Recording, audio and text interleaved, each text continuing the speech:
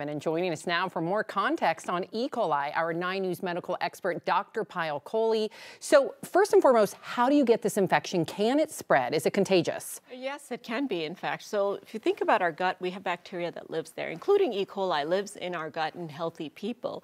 But this particular strain of E. coli lives more in cattle and in farm animals. It doesn't live in humans. So if you have either food that's been contaminated by feces from these type of animals like cattle or undercooked beef itself, you can catch it from a foodborne illness. And if one person has it, they can easily spread it to another person, actually, by not washing their hands after they go to the bathroom, touching their food or what have you.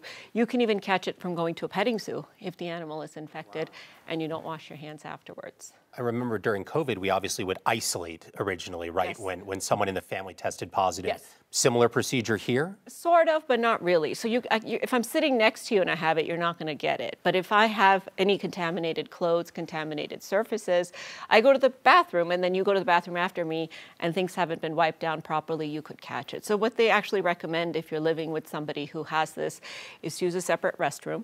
Make sure you're doing really good hand hygiene, wash your hands. Don't let them cook the food or touch the food or handle it for at least 48 hours until their symptoms have cleared. And don't let them, near any small children because they're particularly high risk. If they have any sheets or any kind of material, make sure you wash it in really, really hot temperatures. And bleach kills this. So wipe everything down. And for cooking any meat that you've bought, make sure that it's really, really warm inside at least 160 degrees. It's really good information. What about some of our viewers that may be watching? They recently went to McDonald's. How do you know if you have it and what are the symptoms? And I know it can be from 3 to 10 days. Yes, exactly. So anywhere actually from 1 to 10 days, but usual is about 3.